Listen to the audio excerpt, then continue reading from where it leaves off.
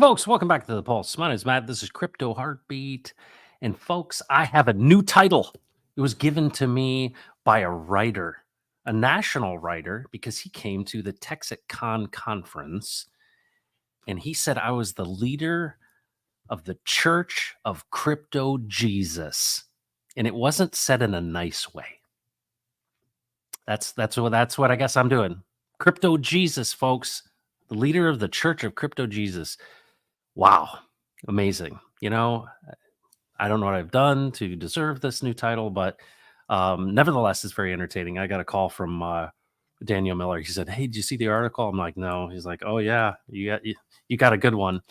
So it was a fun thing to realize that when you're doing this work, whether it be in crypto or right side up with Steve Staggs, you know, you kind of think you're talking to a camera, you're looking at a computer screen, you're like, you don't know if there's any feedback, right? It's like yelling into a canyon. You want to hear the echo. And it's really cool. Many of you have reached out in many different ways. And I spent some time this morning with a new good friend. And it's just cool to see that this stuff it's not void, right? It's not just like, hello, is anybody out there? And it's like, yeah, I'm over here. And people are like, hey, yeah, this is helpful. And so I really appreciate that because you don't always hear that. And of course, that's what this thing is about with Steve Staggs. So let's bring him in and say hello. What's up, buddy? Hey, dude, how you be? I'm great. You know what I think is so cool is that, you've been journeying for a long time doing this stuff. And I almost feel like you've been bumping your head a lot too. You and I have talked so many times about just with the church and church people, and you're probably having really similar conversations with people over the years. And it's got to be cool to have some traction occasionally. And I know you've had certain people that have like been paying attention, but you said to me before, you're like, well, if you're interested, I'm willing to share, and Yeah. it's like, hey, Jesus, I'm interested in you. And he's willing to share. And so I appreciate the fact that you're modeling that behavior because I'm like infected with it and I love to share it too. But you're showing me a way of operating that I think is so it's effective, but it seems like it's the right way to do things. And you said right before we got on this, you said, hey, James said you should be slow to speak and quick to listen. You're like the picture of that, and I appreciate that. And that's why I think this whole thing is so different as far as a format. Well, I appreciate that, Matt. And the one of the things I learned along the way, and it wasn't too far into it that I learned, is that the upside down world is all about imposing. It's really not interested you know, in knowing what is true. It is more interested in imposing its perception of what is true. Hmm. Whereas the right side up world, in the language and vocabulary of the stream here, of the kingdom of God, is more about proposing. Think about it. If a being is supreme, what is it that supreme being cannot do simply through the execution of its will? Is there anything it can't do? Supreme. So if it wants to impose itself on its creation, guess what it has the capacity to do? Just that. Just exactly that. And yet, what does that accomplish? Right. You haven't accomplished a thing. Where you accomplish things is proposing something that in the essence of it has great value, that the person who recognizes that value says, I want to be a part of that. Wow. You're starting out this big, this fast, Steve? You're like coming out of the gates like, how? Okay, let me say it back to you. I'm getting this. This is big. You know what I thought of was once again the father giving the inheritance to the son Yeah. and saying, all right, and what happened? I mean, it's interesting you say this. This is how I process this. Yeah. Hey, Dad, I want my money now. A proposal, right? Hey, I want my money now. Okay. All right. I'm gonna go my own way, Dad. I got this figured out. You're like, okay. And of course, in the wisdom, you talk about that supremeness. I think it's so great you're saying that, is that if you were to, and I think about of anything that we do create, and I've seen kids do this, and I probably did it as a kid too.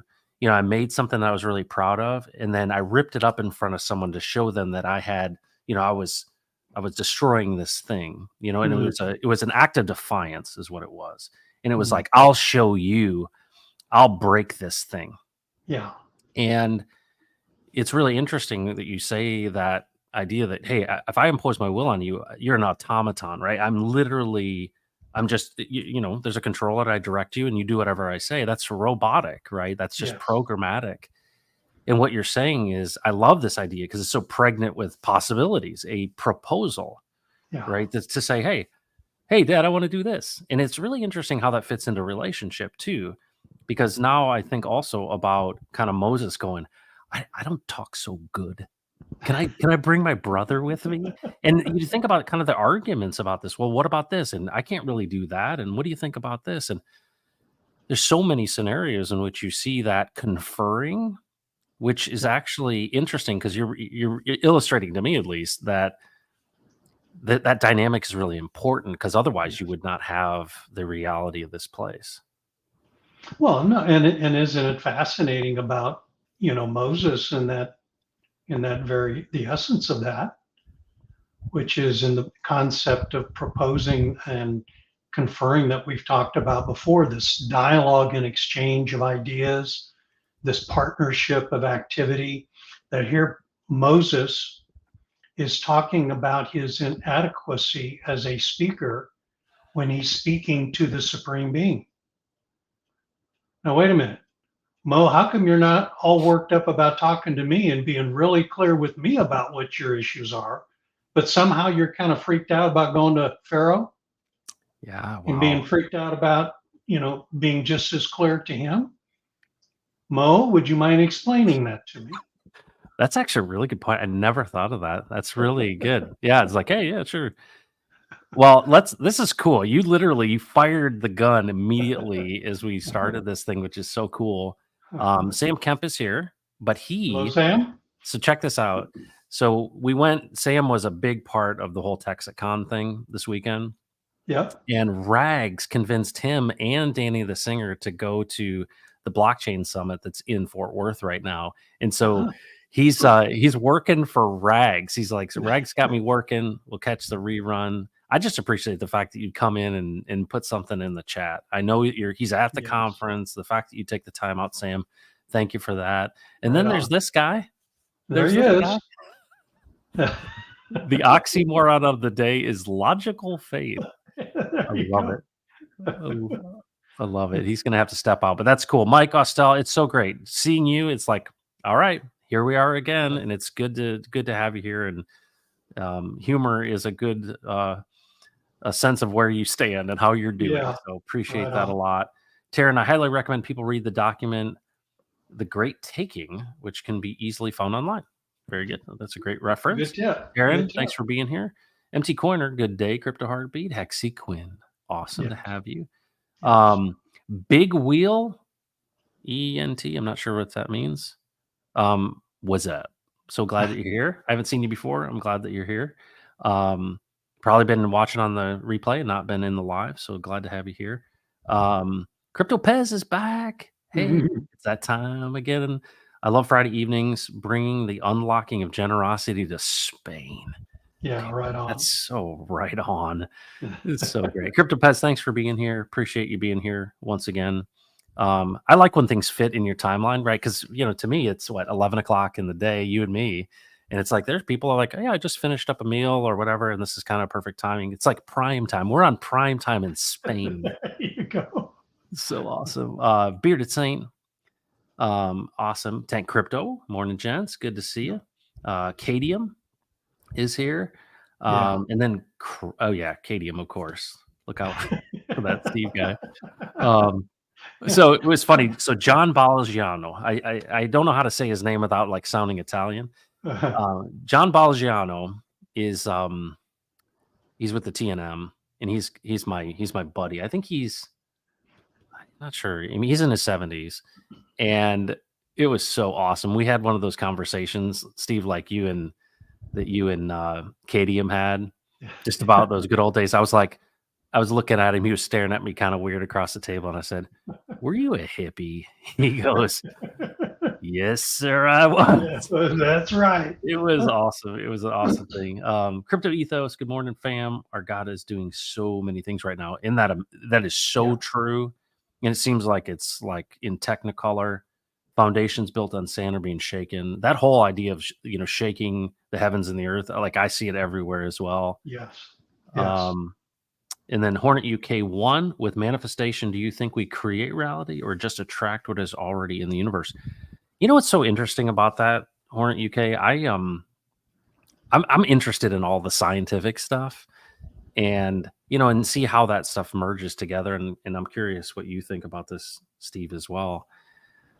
You know, there's a guy who they considered him to be the smartest, the highest IQ of anyone in the United States. And he was a self-taught guy, blue collar. Um, and he's come up with a theory of everything. And of course, you Hmm. probably know the theory of everything. What people think about it, it's called the TOE, Yeah, is is really fundamentally in physics related to electromagnetism and gravity, and basically kind of squaring the circle of Einstein. yeah, This guy basically stopped and he said, "Hold on, no, no, no, it's not about that." And my camera freezes up on me occasionally here, and he says, "You have to back up from this because you have to understand that it's all a language." And he literally starts from God, and he yeah, actually has an acronym for what God means in his theory, but it is the supreme being. And he literally says, and he shows you how all of this is a language. So to address this specifically, I've just been influenced by that recently, is it explains everything. The collapsing of the waveform that we talked about a couple episodes ago is that our observation, and one of the things he said in his theory, which I thought was a really cool thing, was anytime you observe anything or put your attention to it, right? I'm interested. hmm, He said you are joining that thing in an event. And it was like he used the sense, you look up at the stars and you see that photon hit your eye. You actually are partnering with it in creation. And yeah, I thought it was so interesting because none of the physicists are approaching it this way. But he's like, you can't go or approach this without understanding that this is actually a language that has been spoken into existence. yes, And it's interesting to me.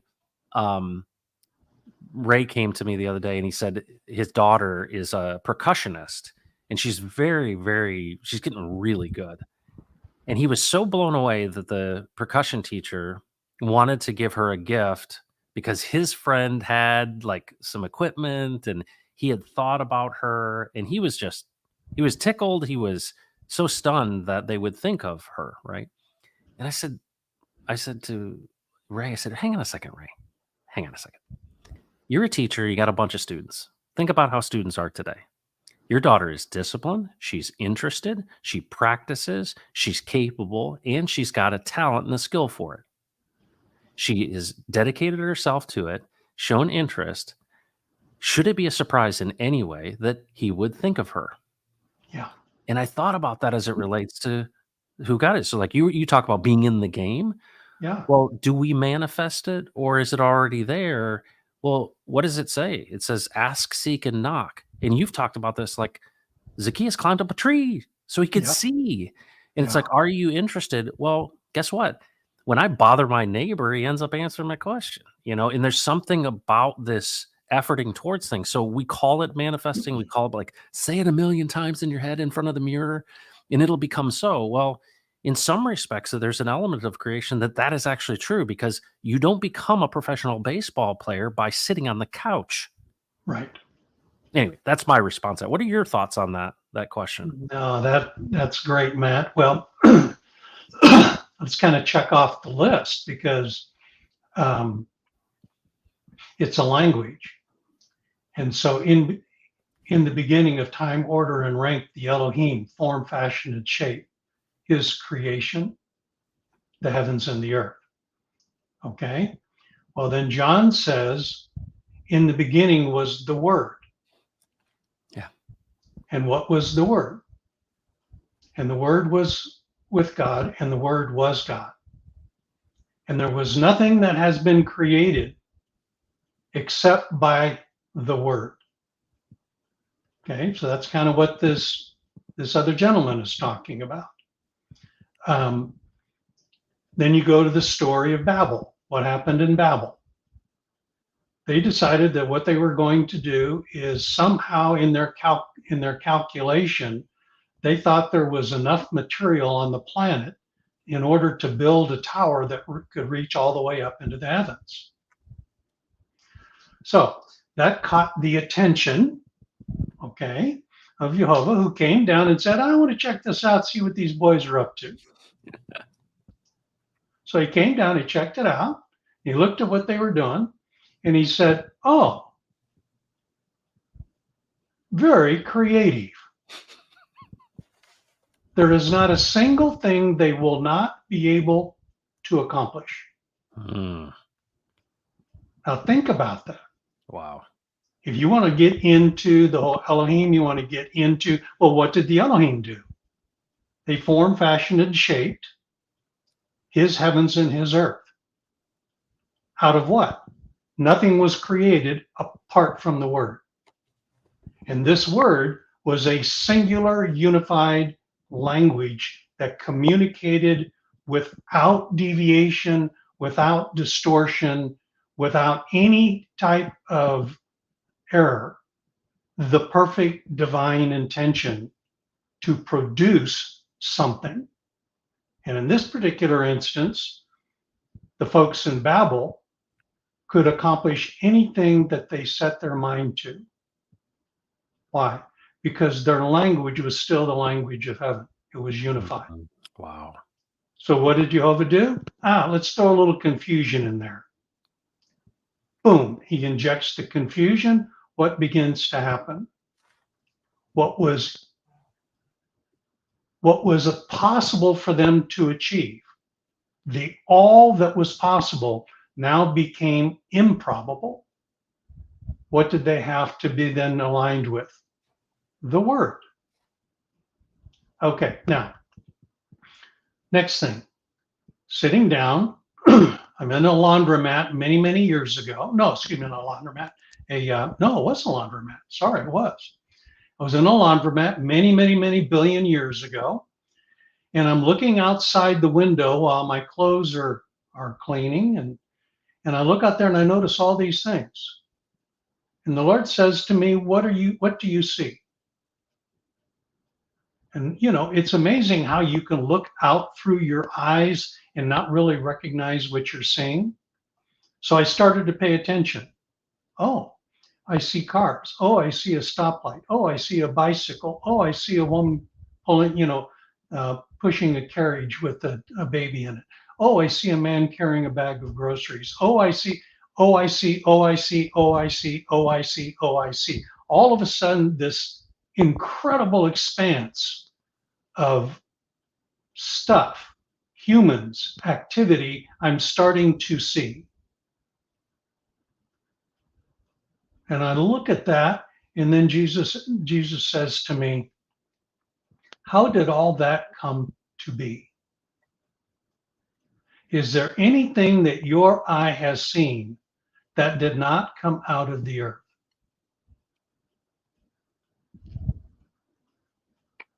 Well, nothing I can see.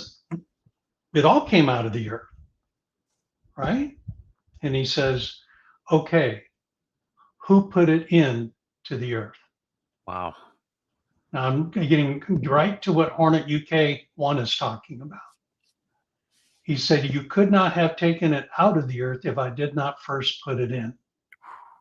And so everything that you are seeing with your eye, I foresaw in my creation. I made provision for it.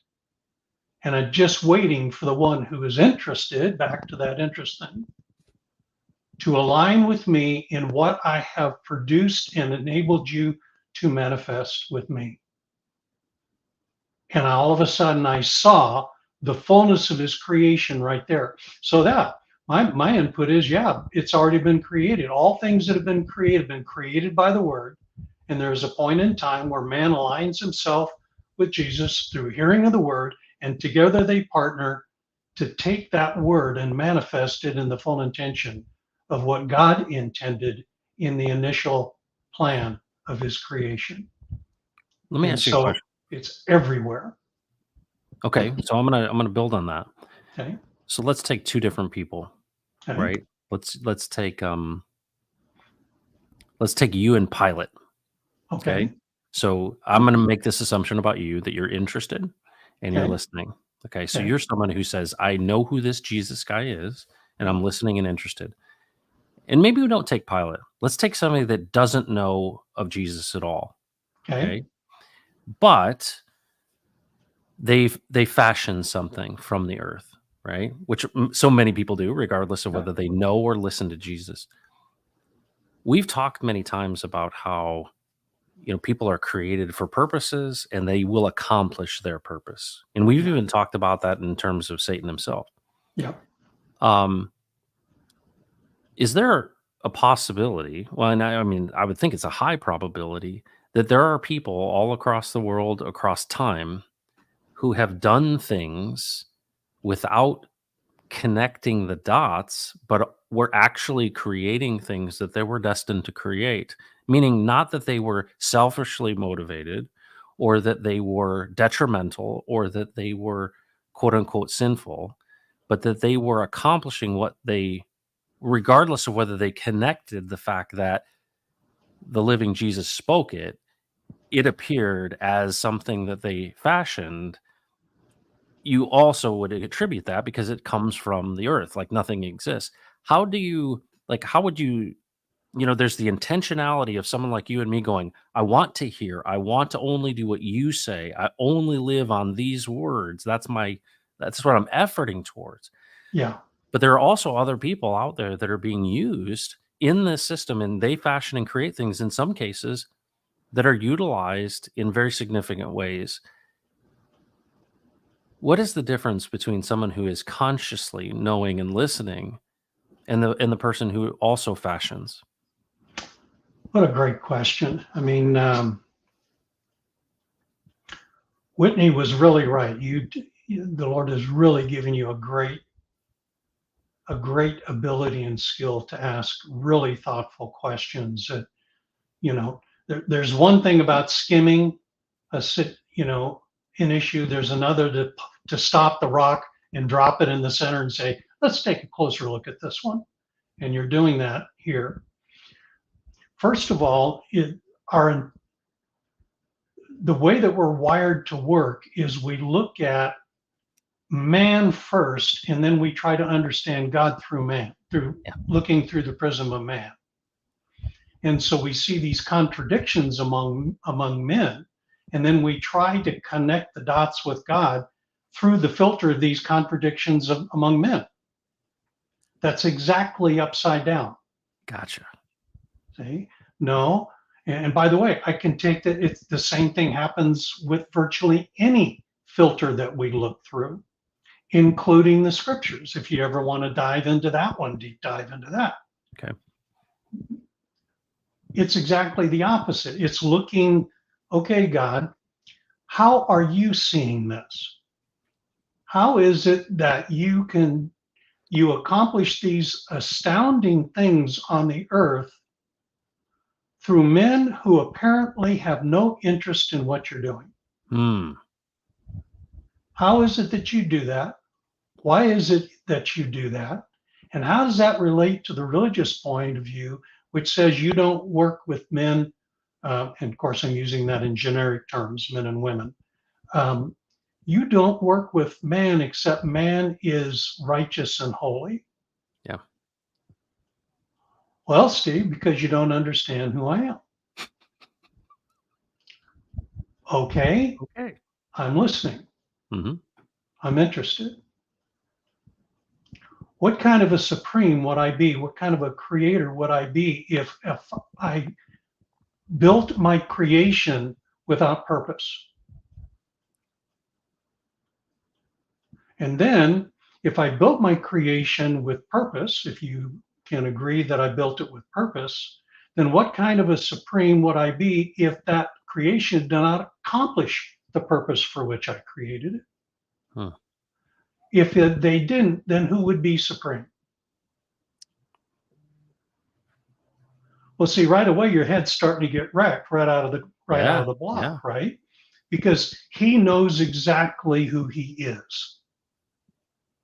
When I create a man, the man was his divine destiny was assigned to him before time ever began. So when he arrived on the scene and the time he was appointed, then there was a very specific intention for me creating him. And he has an assignment. Okay. And he will accomplish the purpose for which I created him. Why? Because he was created by my word. And my word does not return void to me, but it accomplishes the purpose for which I sent it. Oh, wow. Okay. Steve, do you need some examples? Yes, Lord, I would love one. How about Nebuchadnezzar? Nebuchadnezzar was given, and I'm mentioning this because anybody can look into the Bible story and read about him. Okay.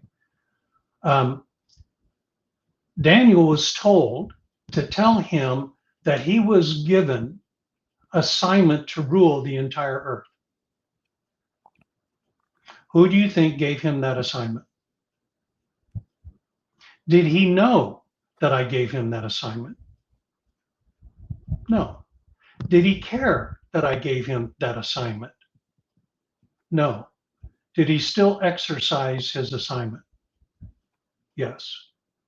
And he was so proud of himself that he built for himself a golden image because out of a dream that I gave him to illustrate to him that I had made him the head of all of the nations and that he was the head of gold.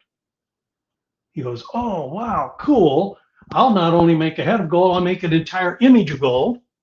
And then when the musicians sound, then all of Babylon and all who are in the presence must bow down because after all, the God of heaven is the one who said that I'm the man. You know the story. And any who don't bow down, they're in trouble. And now we have the story of Shadrach, Meshach, and Abednego and things of that nature.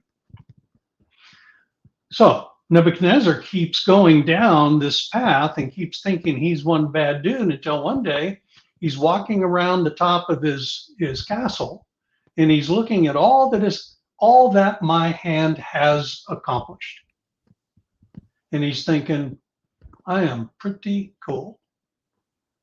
And then all of a sudden, there is the decree of the watchers who said, nope, it's now time for you to be recalibrated. Yeah. Okay? So that you actually understand how this all works.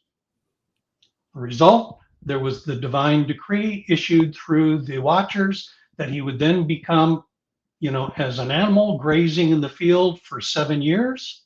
Wow. As an animal, at the end of that 7 years, what happened to him? He was turned right side up. Hmm. And he said, yep, I now understand how this works. I now get it.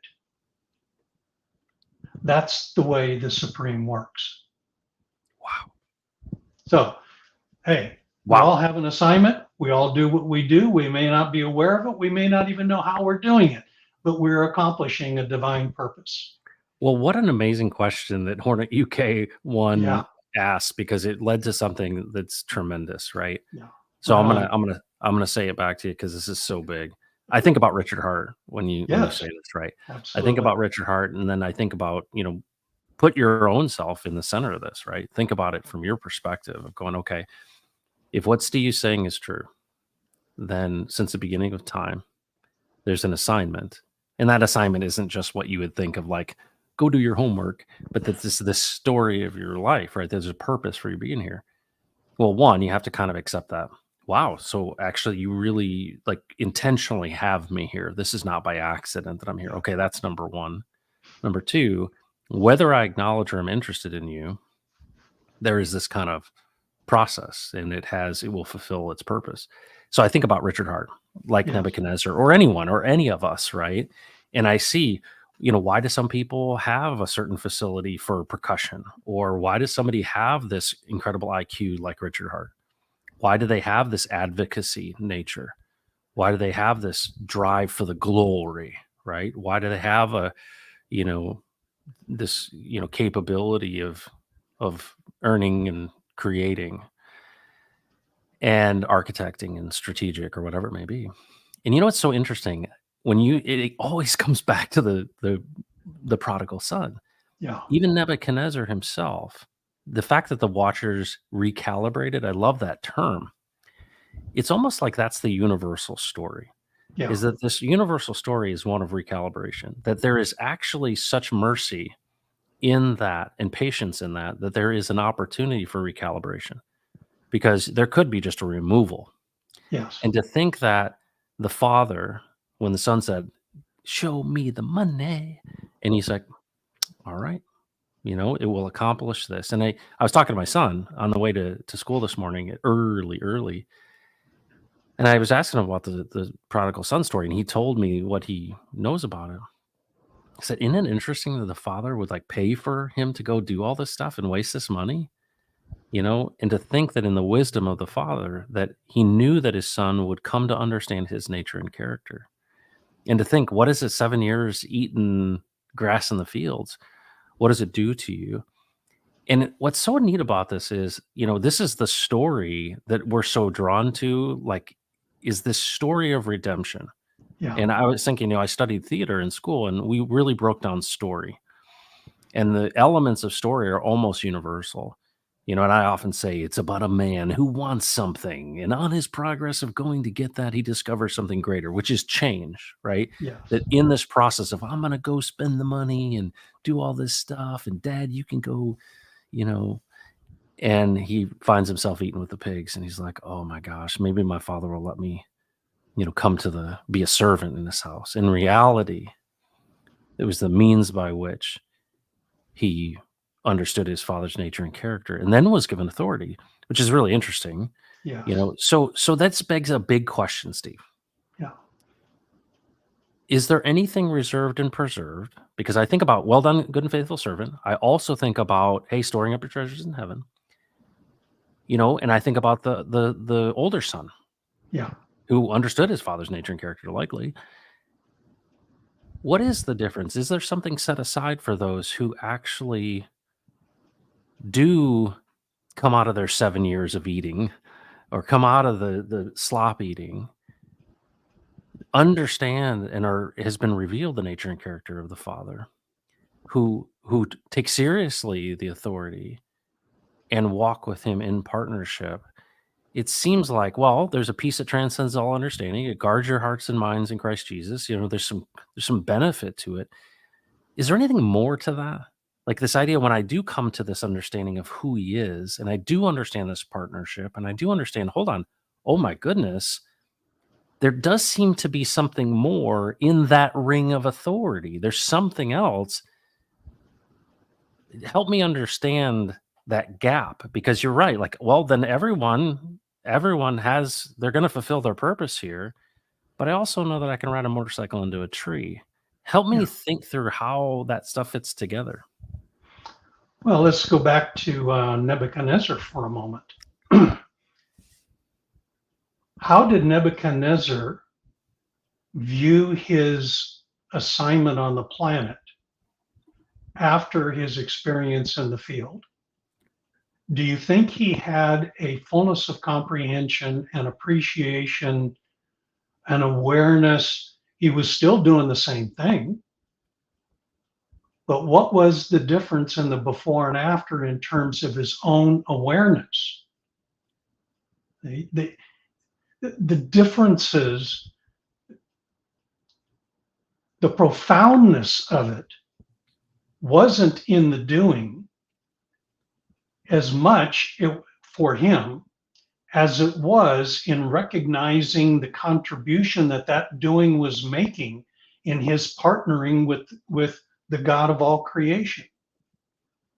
There is an awareness that opens up to the fullness of what it is that you're actually participating in, that is part of that I came that your joy would be made full. Mm.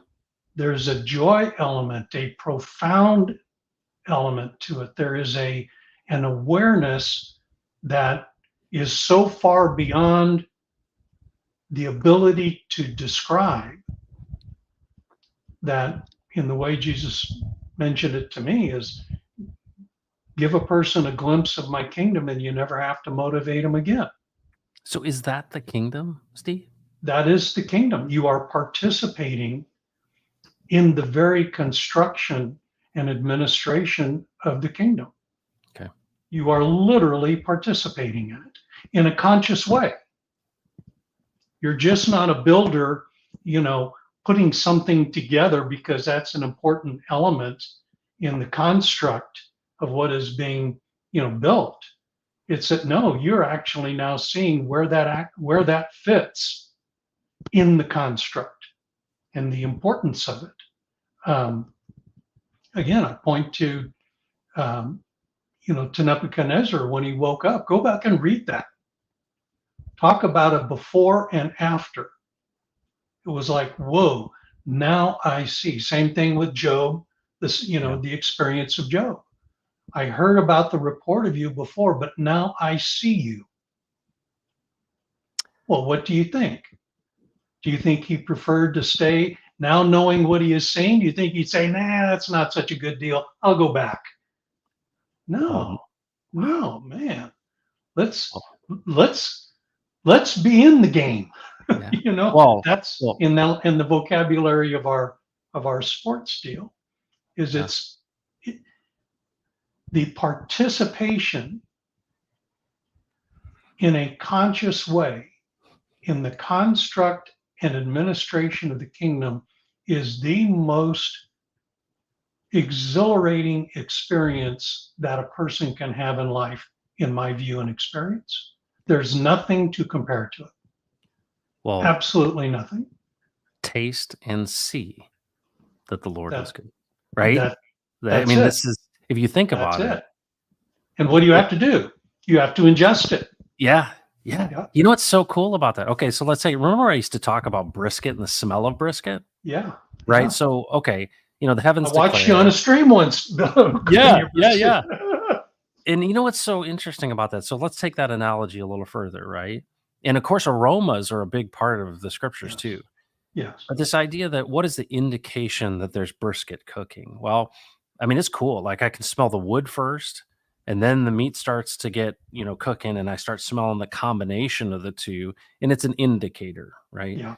What I love about this thing, what you're saying though, it's interesting. It's like coming alive in a kind of technicolor way, is to say the odor, or in this case, the fragrance, is all around you. Yes. Right. And in some respects, you're like, even in the midst of the cesspool that we're in and all the decisions that we've made that have turned into reality that we live in, there's still a sweet aroma of this thing that is out there. And it's almost like, remember when Morpheus said, when you go to church and pay your taxes, you sense that it's there. But there's a difference between smelling it and tasting it. Yes. And it's interesting. It's like almost you don't have an appetite for it until that which is that you've been consuming has been removed. Like I really truly feel like I've been consuming the things that I've put to my mouth, which is my effort and my time and my energy. And I'm saying, I'm going to stuff myself with these things. I want my money. I want to go my own way. And then what ends up happening is you vomit this stuff out and you get to this point where you have an appetite for, and you can taste and see that the Lord is good. And it's really interesting. I never saw it that way until just now.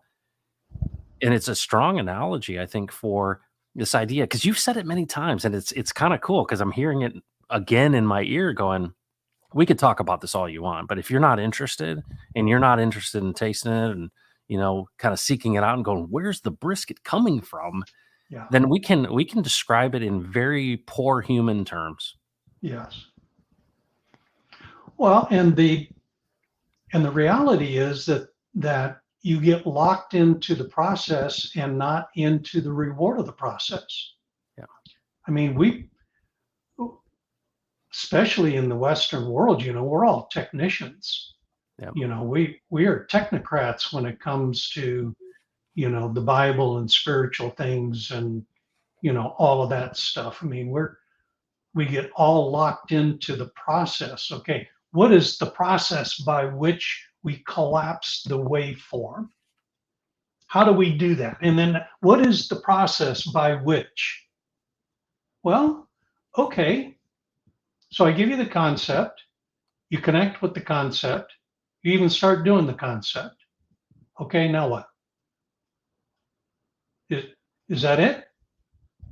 Is there more? Is there something else? Well, see, looking in my own life, I was a guy that millions upon millions of people wish they could do. And I got a chance to do it.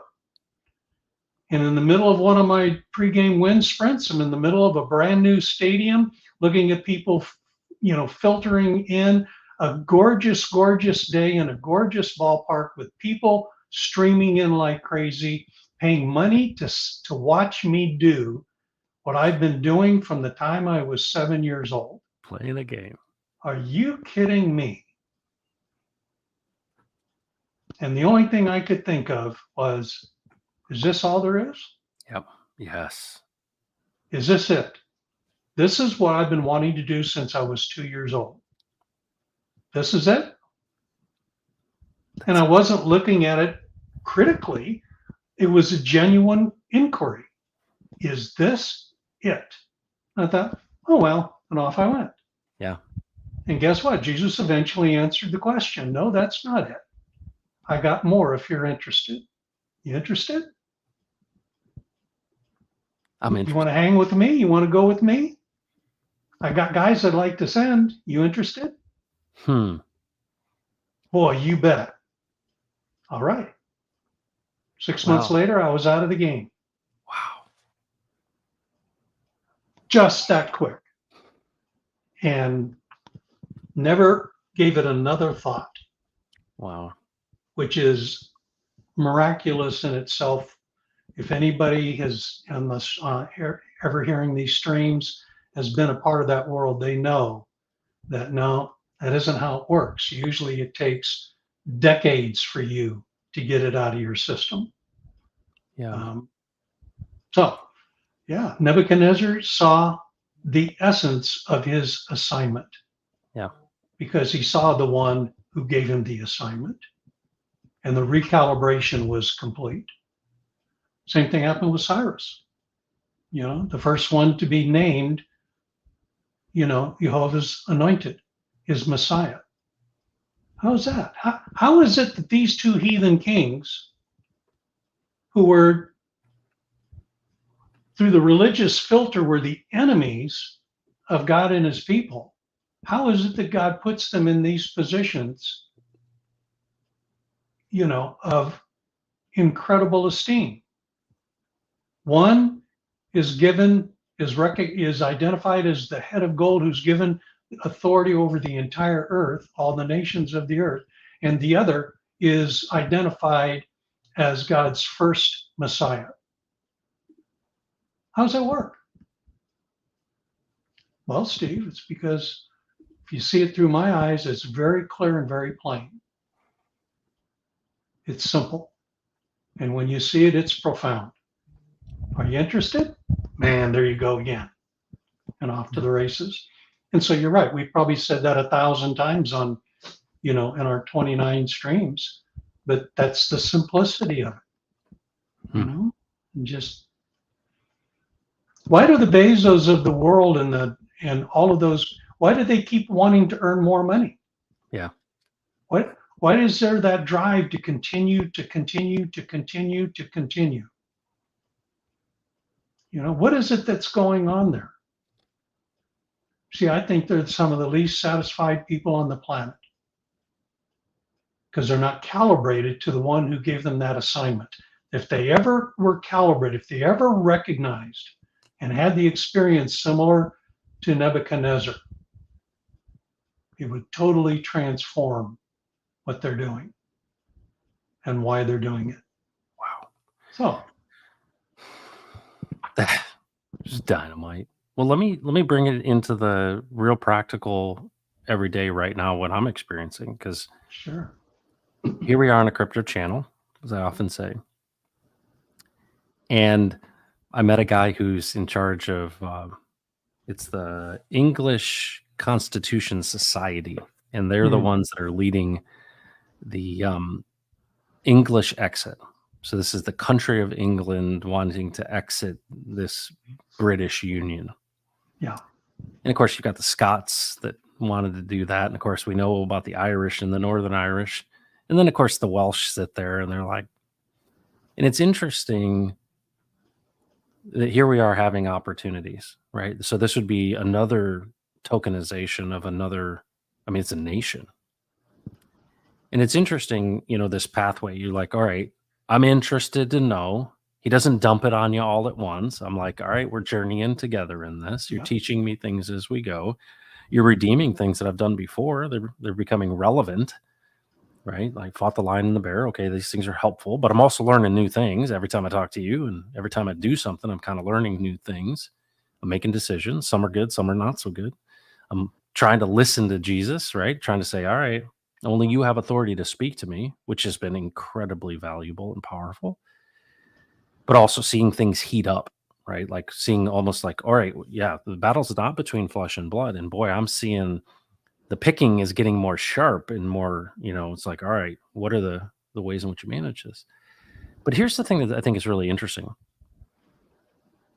If you kind of, take it seriously and say, okay, if this was all fashioned and created ahead of time, and there is an assignment, but you do have the ability to choose, but in the macro, in some respects, you don't.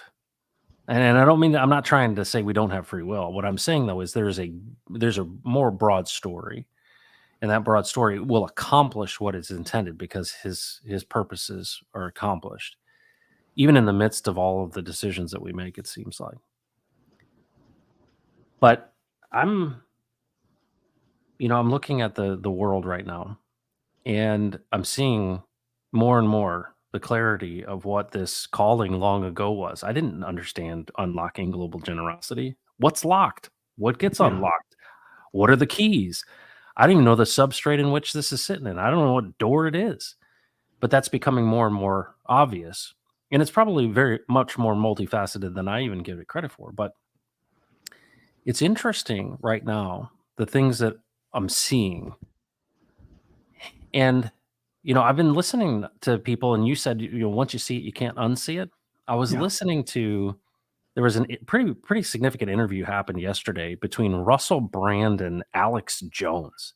And I am no Alex Jones fan. Okay. And Russell Brand, I mean, I like him. He's anti-establishment, and these are all Gen Xers, so I'm a big fan of them. But it was really interesting. Here's Alex Jones talking about the Luciferians. So it's interesting. It's kind of entertaining, honestly. But it was really interesting. A guy that's not coming from the perspective that we're coming from, who's identifying that there is evil in the world. And he uses this term. He literally says, this is Luciferian. I think that's his handle for this is evil. It's real, and it's controlled by this, let's just call it the spirit of darkness. Not coming from really a Christian worldview, somewhat of one, but a really kind of bizarre one. He identifies that and says, this is real. And he's been talking about it for a long time. Now, you might not like the package it's delivered in, which I'm not a big fan of, but it seems like more and more people are recognizing that there's something else going on here, that this isn't just selfish people who want to amass some more money. That there's something much, much more nefarious going on. But we're seeing it now. And when I was a kid, I kind of think about my grandparents who, like, all they could see was the war film that was before the movie. Yeah. That's the news, right? Or maybe on television, I suppose, or radio. But now 24-hour news cycle, I can find it like real time on X. I mean, there's a lot of ways in which we can these things are being exposed. Everything from aliens to, past civilizations to all of this information. It seems like to me more and more people are seeing potentially what's really going on, but really in a macro sense, that there really is good and there really is evil and there really is a battle and that we are seeing it in this natural physical state and it's not the full picture. But there are those that are actually aligned with darkness and are being hosts for that, and that there is an agenda and there is a battle. You've talked about it. I think a lot of times people are like, in this corner, it's like George Foreman and then, smoking Joe Frazier or whatever in this corner, as if they're equals. Yeah. And so I would love for you to kind of break down for everyone. You've talked about the devil's on the run. What Mhm. is the state of affairs in this world as things, if Jesus, it's all been planned ahead of time, it was made for him and by him. There's a purpose, there's an assignment, all of these things. There is a trajectory to this thing because it is a Yes. story in time. How should we be viewing this exposure of a lot more of the realities of true evil intent and in the true nature of evil and good in this world and what our role is in that? I don't know how else to put it. Yeah, another great question. The simplest answer and quickest answer is that we're being readied for the exercise of our choice. It's very difficult to make a choice if you're not aware of the choice.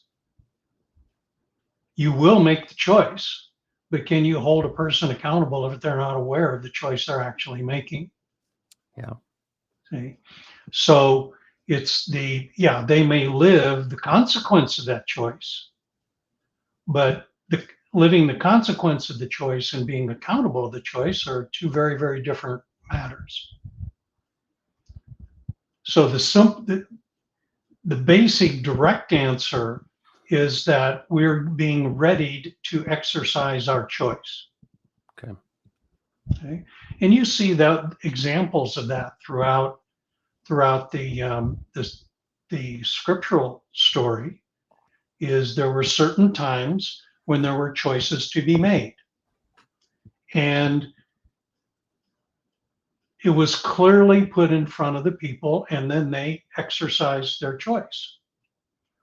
Probably the most, two of the most specific of those examples that we see is when Jehovah had Moses put Israel, split them between the two sides, then had them exercise their choice. Choose you this day whom you will serve. Mm. You have now seen it. We've moved from the concept to the experience to now the full reality of what you have been told.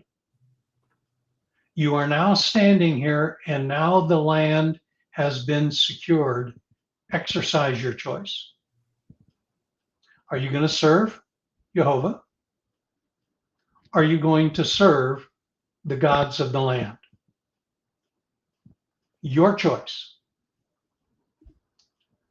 Now, so those choices, that's an example of at a national level with Israel, that Israel, there came a point at which I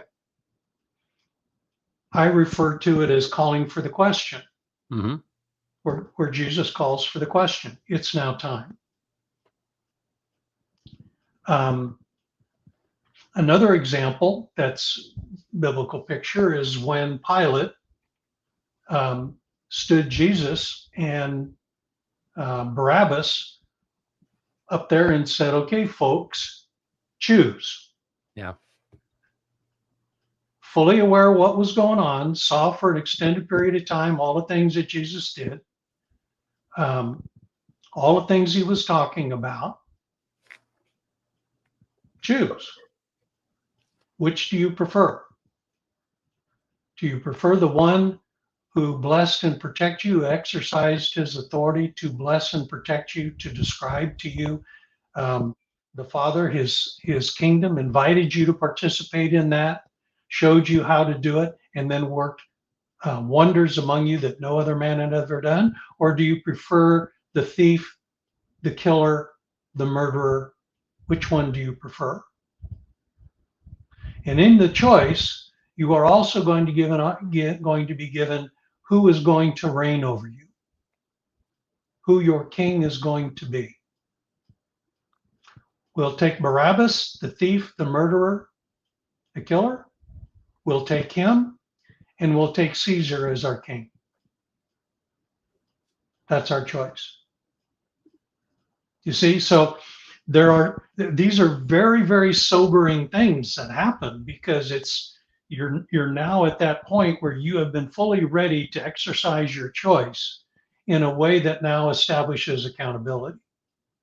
And so we are moving in that direction where these are going to become so plain, the issues are going to be so clear, that we are going to be called upon as individuals and as nations to exercise our choice.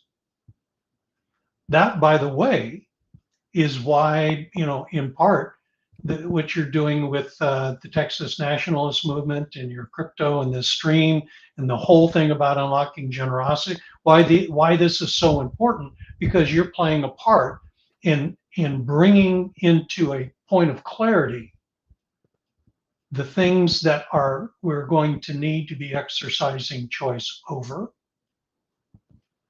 Again, I'll give an example, and I'll go back into our own experience. Right? You've been talking more and more about the difference between the sovereigns, the true sovereigns, and the pseudo sovereigns, the hijack sovereigns.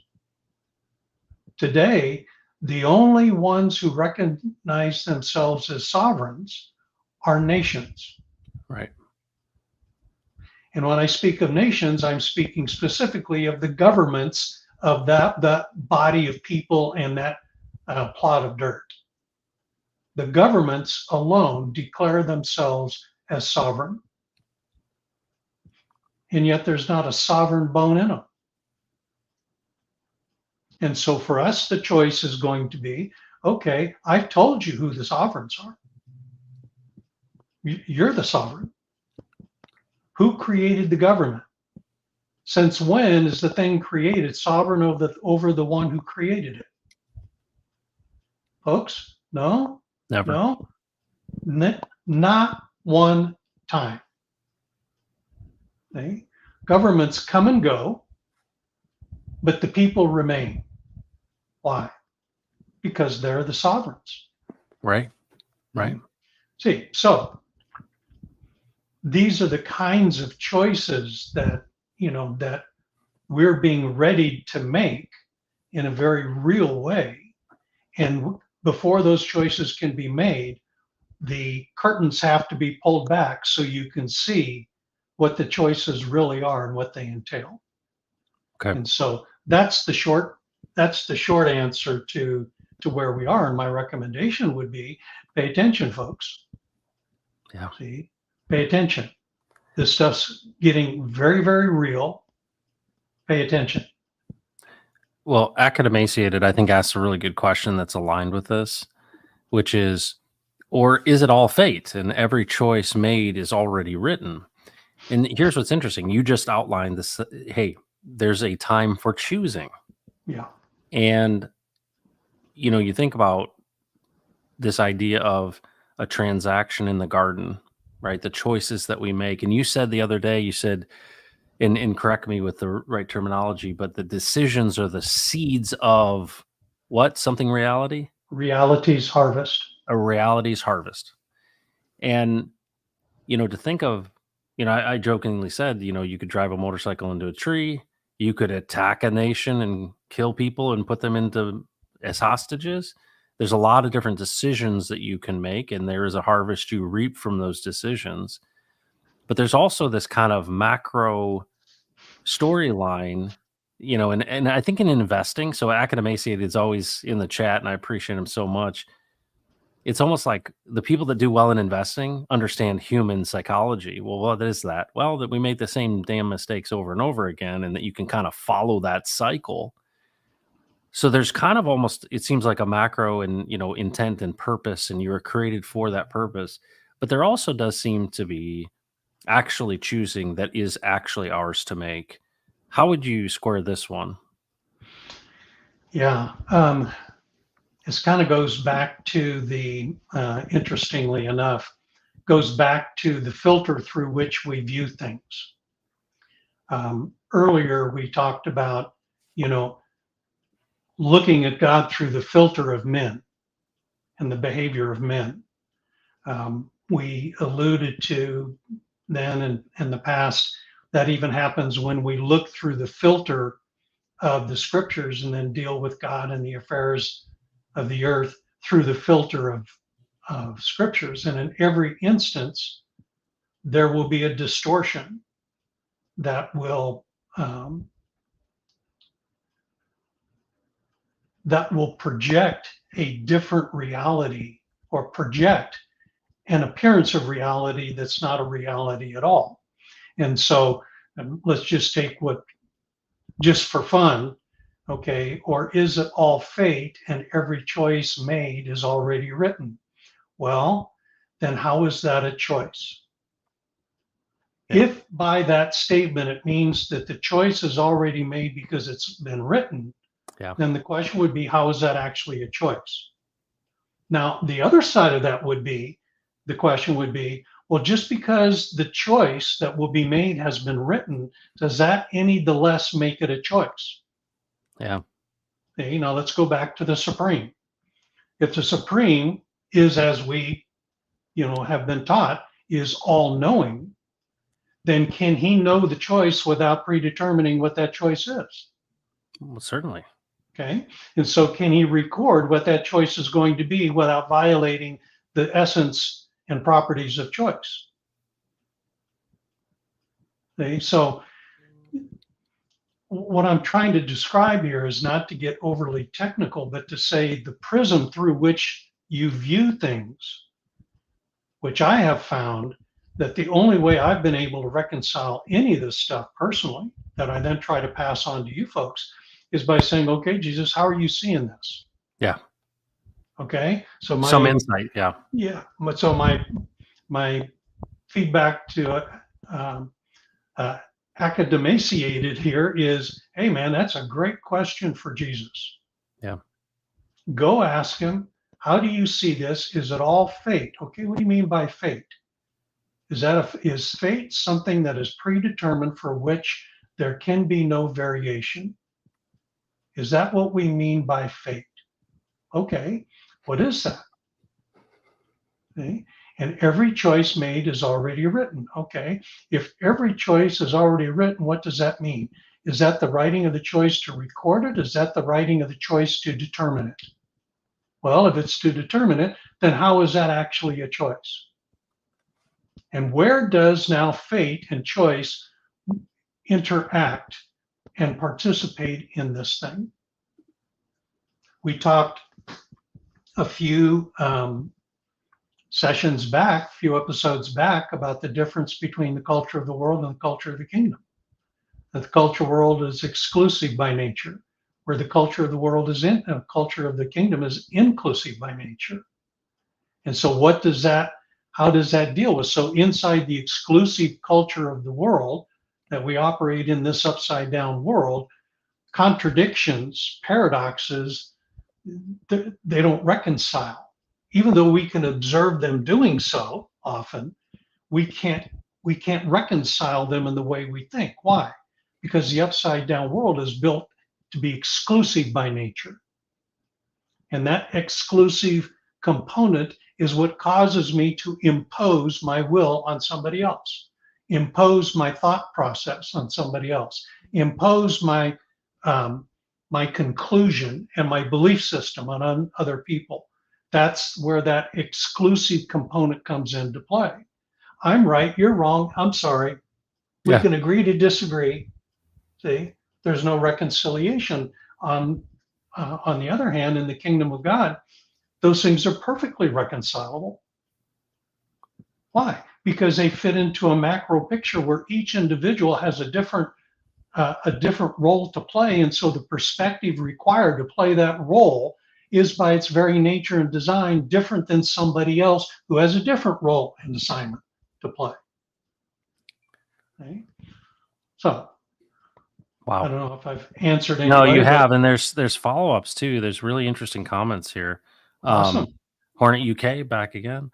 I think the mind of God is almost unknowable, especially to us at this level. And he points out Isaiah 55. As for the heavens are higher than the earth, so are my ways higher than your ways, and my thoughts than your thoughts. You know what? We have this conversation, it seems like almost every time, Steve, is Yeah. that we're so limited in the language we have.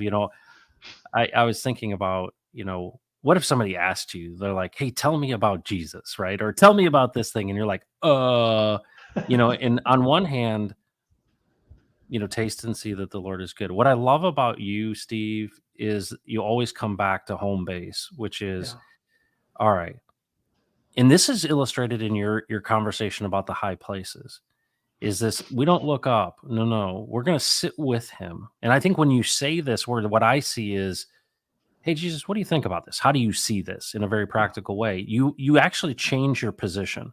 You find Absolutely. yourself Yep. sitting with him in this high place, Yeah. looking down, and you're saying, all right, what insight do you have into this? These are the questions. And I think what's really interesting is we're so used to asking men. Yeah. And, you said it the other day. Well, you said it every time. You're like, well, name a person that you have a relationship with that you don't talk to. And to think is you cultivate this relationship that the creator of the universe literally is just waiting for you to ask. And to think that you could have that kind of insight into big questions like, is it fate or is it already written? How do you see this? That's, and there's something really, you've been obviously practicing this for a long time.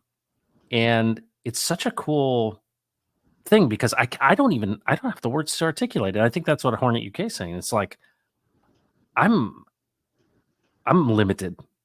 Your ways are not my ways. Well, right on. And that's exactly right. But see, what we've been taught is that is a barrier.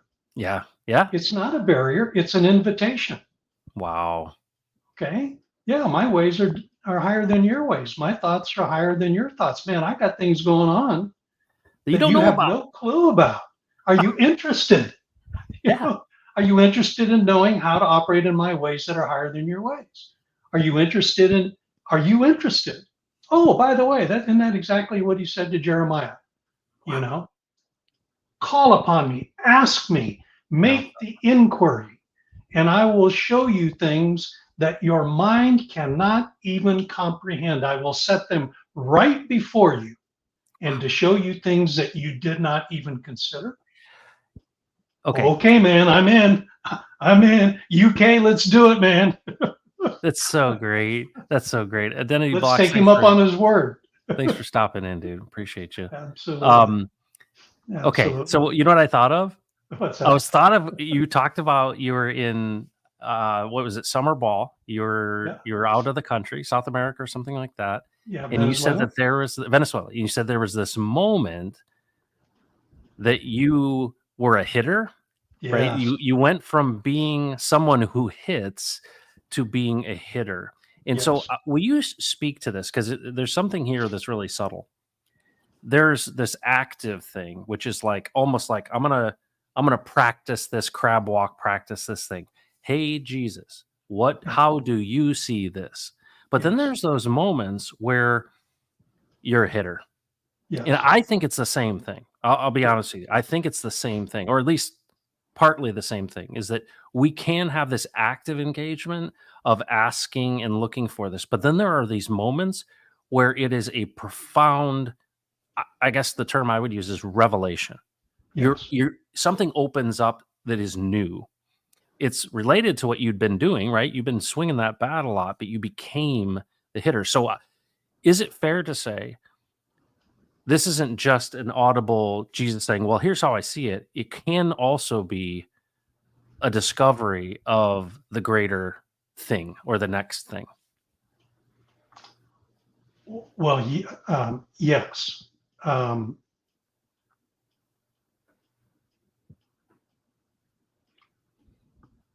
we are able to do what we do because it has been put into us to do that. And so we have the ability to do certain things. Um, I'll give you an illustration in this, in that's not my own hitting deal, but you spent a lot, you said you spent a lot of times in theater and you learn about story.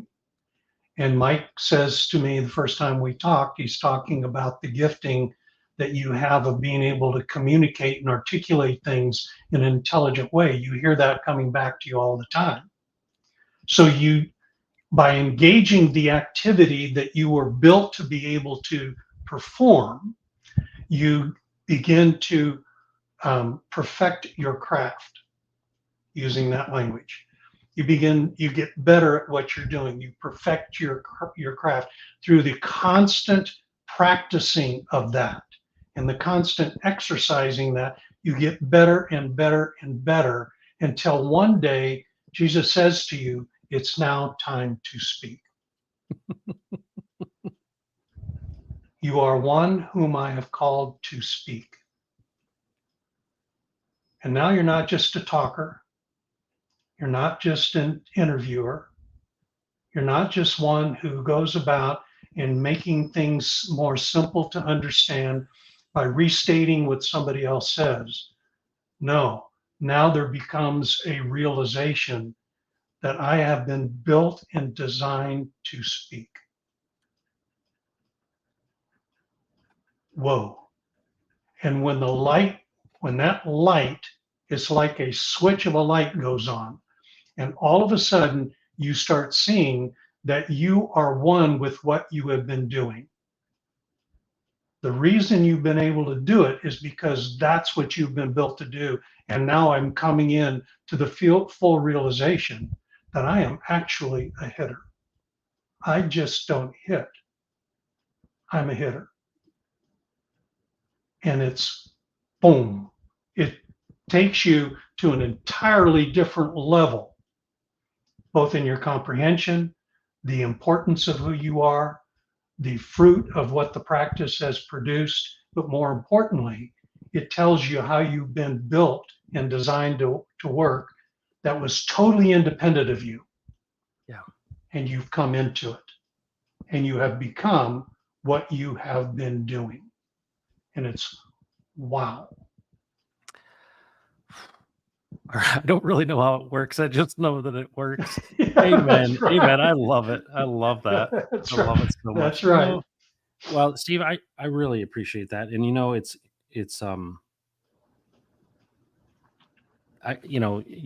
you're not privy to the conversations I have about you when you're not around.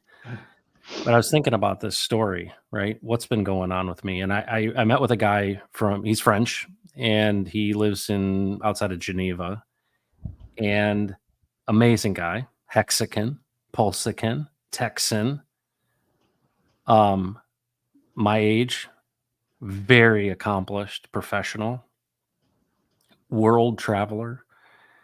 And we were having this conversation, about, purpose and kind of alignment. And there's something I see happening. And I told him, I was like, I've been I've been aware of Jesus for 23 years. Yeah. I've been aware of this. I've recognized and I've seen and tasted the power, right? And I'm going to make a point on that power that, this weight lifted off of me years ago, and saw that it was real, right? It had to be like, I thought it was phony baloney until it was like tangible for me, real physical weight lifted and just like release. Yeah. And that got my attention. I'm like, okay, this is interesting. And then I was really interested, right? I dug in. And of course, and learned over time and everything. Honestly, Steve, since meeting you a year or so ago, I've had more understanding and development of what the true gospel is than in the previous 22 years. Mm. And it's it's not by accident, right? You think about this like, well, is it fate? Has it been planned out? Well, how amazing that you're making choices, right? They are seeds of, future harvest, right? This is this reality future. And it's interesting that these things will cross, right? And that there's, that God would say, hey, you're fulfilling the very purpose I made you to be. And when I met you that first time, I'm like, okay, like I was like, why am I attracted to this guy? This is awkward. Um, The and beeline was yeah, pretty awkward. It's like, oh, this dude's coming over. Hey, okay. it's like, well, and to have Jesus say, I was like, is he an angel? And you know what's interesting about that? I've really thought about that many times, and I tell everybody that story when I talk about you. But I was thinking about my own life, and I'm saying this just to say thank you to you for all that you've done for me. But the fulfillment of your purpose too is, for years and years, I was like, I go and sit in church and go, are you really doing it that way? That's kind of how I'm like, and I'm not judgmental. I'm like, that's great, but man, you missed an opportunity there. And so I would say to the Lord, I'd say, do you want me to preach the gospel? And he'd say, no. I mean, just imagine that, Yeah. right? Of what we learn in church and all that. No, you're supposed to be in season and out of season. Be ready. And I'm like, nope, nope. And I remember saying for years, I'm like, I want to share a real substantive message. I want to have actually something to say. And I think about the things that, I was student body president, you give your speeches or, talk to share the vision and the mission of the business and very, very satisfying. Get into crypto, talk about the Texan token, talk about Pulse Chain, all that kind of stuff. But it's like I've always been searching for what is this thing that I'm supposed to speak. Yeah. And it wasn't long ago, but you mentioned that you can probe these things that are true. Yeah. And I've been probing it. And it's only become more true. Yeah. And so I was at this conference this weekend, and a guy who did not come because of Texas independence, he came because Dr. Stephen Turley was there. And Stephen Turley he's like a theologian guy. He's now on YouTube. He's got like 1.2 million followers. He spoke at this event, and this guy just liked him, and he knew he was going to be in his town, and he showed up. Well, this guy was sold out Jesus follower. Mm. And of course, he heard me talking, and of course, I'm the leader of the Church of the Crypto Jesus, man. And he and I spent 2 hours, and it was like one of the greatest things, when you meet somebody and you're just like on the same page. But I just said to him, and he was talking about things, and it was funny. I found myself in your shoes. Mm. It's like, yep, I'm hearing the same things that Steve was like, hey, let's think about this a little differently. And I said to him, I said, there's so many voices, and there's so many distractions. There's so many that are trying to speak to us. And I said, my buddy Steve said to me one time, only Jesus has the authority to speak to me. And what is his nature and character? And the things that he speaks are out of his nature and character. And so I can identify and be able to understand the difference in lookalikes when something is speaking to me that is not him. And I'll say, you have no right to be here at this moment. Thank you very much. Bye-bye. And it was like it was a ton of bricks for him. Mm. And it was so meaningful. And of course, that's just evidence that as you probe it, it's more true, right? As you Yes. practice these things, you're like, oh, and this is true. And it's the purity of this story. So I got to tell you this. Like this, hopefully this makes your day. My brother turned 53 on the 12th. He struggled with a lot of things. He and I, you know, we're relatively close. But he converted Catholic when he got married years ago. And it's caused trouble between the family, not really between me, but because, my mom and all this stuff. So it's always been an issue. And of course, he kind of was raised, we went to the Baptist church when I was a kid. And then, he converted to Catholicism and became really anti Protestant just because, there was always this tension in the family. So we get to talking on his birthday, and he had talked about some things that happened in our lives that he had never shared with me before, which were very, when you let go of something that you've been Mm, harboring for a long time, and it was just a yeah. beautiful thing. His wife helped facilitate that. But then he asked this question. I thought it was wonderful. He goes, "Do you really think Jesus is alive and he speaks?" He did. He said that to me. Yeah. He's like, "Do you really think?" Because he tuned into one of our things last week Mm, or 2 weeks ago, and he said, you really think like he's right here and that you can talk to him?" I said, "Yeah, oh yeah." I said, I don't hear him like I hear Ray talking to me every morning. I don't hear him like I talk to Steve. I'm so glad that Steve and Ray exist because he uses them too. But I said, "Yeah, I'm convinced of it." He's like, "Oh, that's really interesting." And I said, I mean, I didn't intentionally mean to say it, but I said, this is the problem that we've been dealing with for so long is the church has told us that we were supposed to hate each other.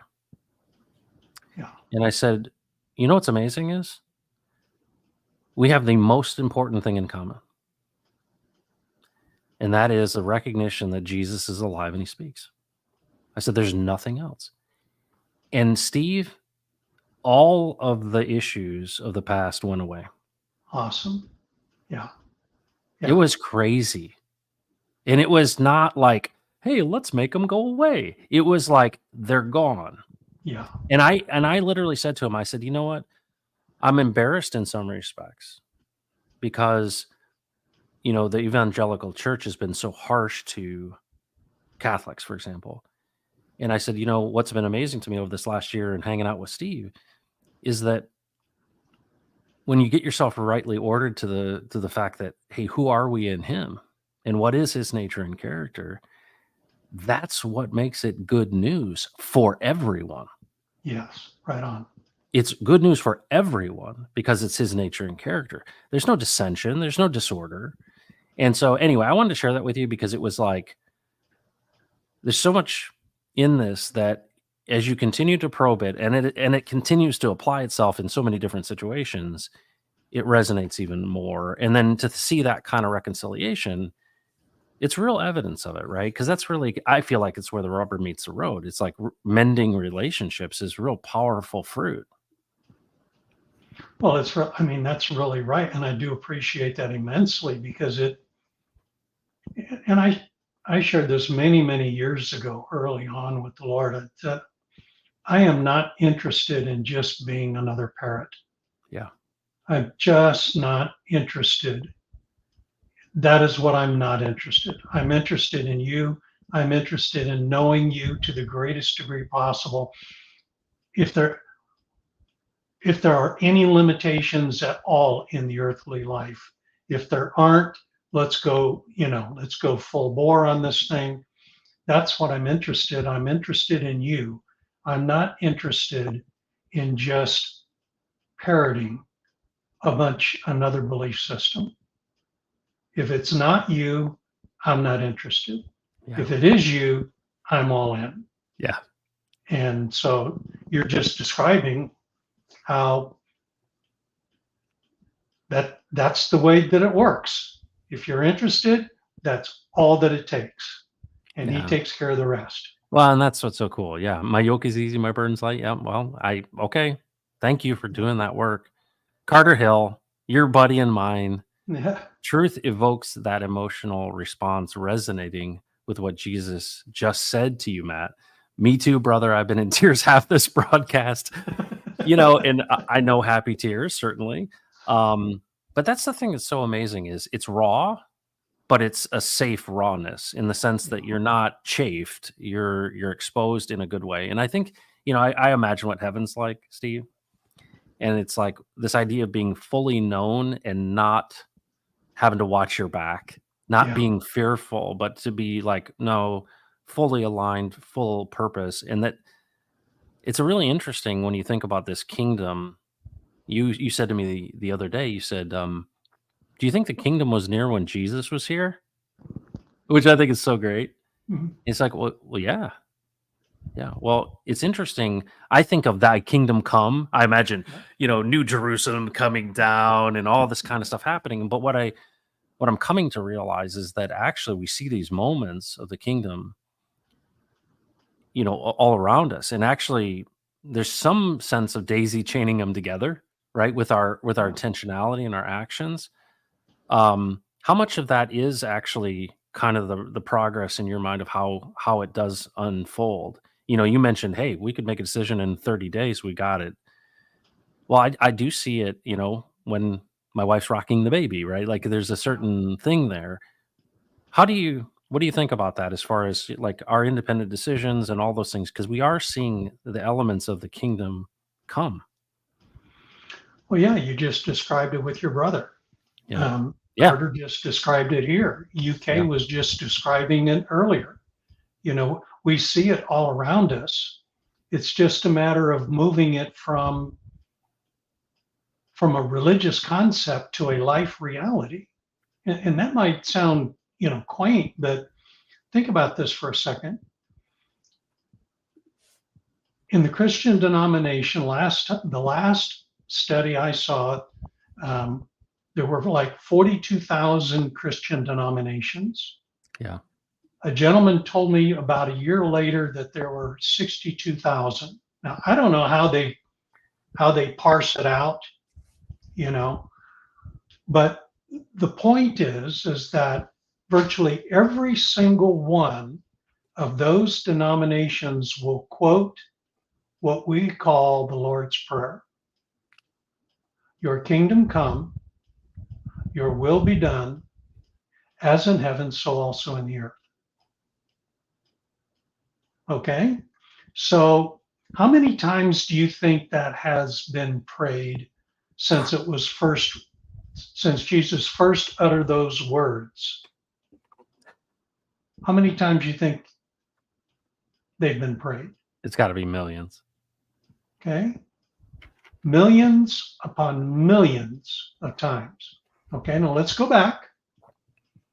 I send forth my word, it does not accomplish, it does not come back to me void, but it accomplishes the purpose for which I sent it. Your name is hallowed. We're about your kingdom coming. And how does your kingdom come? It comes when your will is done. Where is that done? It's done on the earth. How is it done on the earth? As in heaven. Hmm. Huh. How does that work in heaven? Got this conflict at work. Jesus, how does heaven deal with conflicts? Now you're just giving away your secrets, Steve. Right? I mean, well, think about this for a second. There's a lot of people hearing that say, well, wait a minute, they're not conflicts in heaven. Hmm. Oh, really? Take a look around you. Hmm. Any conflicts going on here? Any conflicts happening in the heavens? See, we think of conflicts as if they're difficult, as if there's something wrong with them. No, a conflict is perfectly accessible. You don't think that when we're building stuff in heaven that we're not going to come into some kind of a conflict, Yeah. whether it's a challenge that's difficult to overcome. Well, come and rule 10 cities with me. Yeah. Why Well, would you have to rule them if there was no conflict? see, Yeah. there's conflicts are not a problem. Yeah. See, it's Y- how the conflict is dealt with. Yeah. In his If the nature and character to bless and protect. There you go. See, Wow. your will I, be done yeah. on earth as it is in heaven. See, so virtually every denomination has the seeds of what it needs Yeah. to simply turn this thing right side up in a millisecond. And Hmm. that's the thing that terrifies Satan and his kingdom more than anything else. Everybody on the planet is one decision away from totally dismantling his entire operation. Yeah. And it terrifies him. I had a buddy say to me many times, you said a lot, he'd say, conflict is an opportunity for increased intimacy. And Right it on. really interesting, that, kind of secular idea, but this idea of reconciliation, I think about that, when I resolve with my wife or when, you think about I remember as a kid, right? I got in trouble fighting, when I was in elementary school and all that. Well, the kid that I punched in the face because he was picking on me, we end up becoming buddies. Yeah. And you think about it, it's like, well, that conflict is an opportunity for increased intimacy. It's interesting in my fundraising work that played itself out as well. Is that the people that were really upset, everyone would want to avoid that conflict. And we would say to them, no, no, no. Our coaching would be, no, you run after it. Actually, Yeah. every opportunity, if anyone has actually been out of shape, they're actually thinking about you, they Yeah. actually care. And actually, the best thing that can happen is that you actually reconcile and remedy that because that's what builds stronger bonds. And it's interesting to think that that kind of physical healing, which would kind of reinforce the bone, is true in conflict. And that Yeah. so many people desire to avoid conflict. And not that you embrace it just for the sake of fighting, but that you actually embrace it for the sake of the intimacy that it creates, following resolution. Yeah. It's huge Yeah. and powerful, and when people understand that, but I loved it though. I heard you talking there, and I'm like, Steve's giving away the secret to the whole thing. I thought about you. You talk about how you would consult with businesses a lot, and you told Yeah. that story about that guy who's like pulled you aside and took you to lunch, and he's like, Yeah. "All right, tell me what book you read. What do you got here?"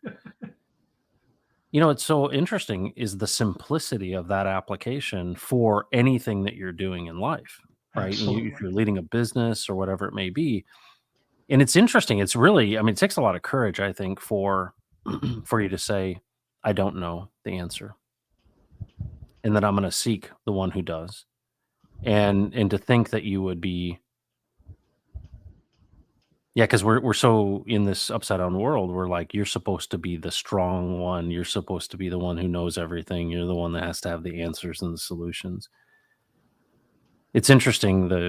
You know, there's a lot of technological innovation that come out of Israel. I don't know if Yeah. you've noticed that. Yeah. But it's interesting, I had a guy who worked in kind of tech in Israel. He said you'd be surprised how many people in that kind of space, those that are Jewish and, I mean, not just culturally, but religiously, actually embrace the idea of God-given revelation. Hmm. And what's interesting, like Ray and I have dealt with this and we've seen this happen. Like, I don't know. And it's like some code issue, right? Like we've got a problem we don't know how to fix. And Ray's really big on this. He's like, all right, I know who knows. Let's ask him. Yeah. And for years and years, he's done that. He's like, all right.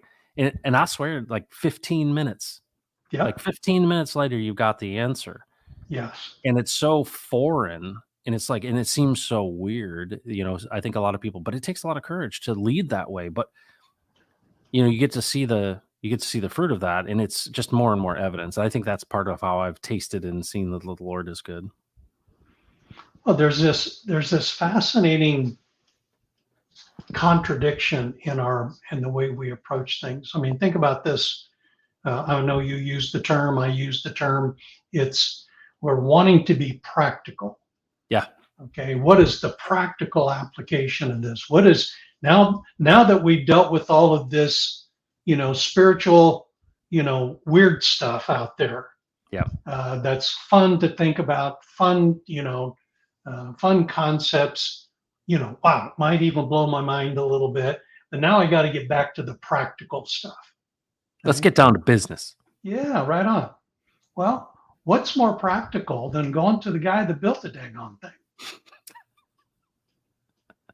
I mean, that's the realization that I came to at one Yeah. point. Yeah. I mean, I started reading books and I was just parroting the hype of the day. Yeah. And it didn't take long for me to start realizing how many times I was contradicting myself because I was reading all the in know periodicals and all of that stuff, thinking, man, I had the vocabulary down. I was really starting to think I was smart, and other people start thinking I was smart. Didn't have a flipping clue what I was talking about. But what I realized is that I was just parroting what somebody else was saying without having a clue if it actually made any sense. Yeah. And finally, I said one day, why am I doing this? Jesus, if you said, call upon you and you'd answer, I'm going to do that. I'm going to take you up on it. You built this stuff.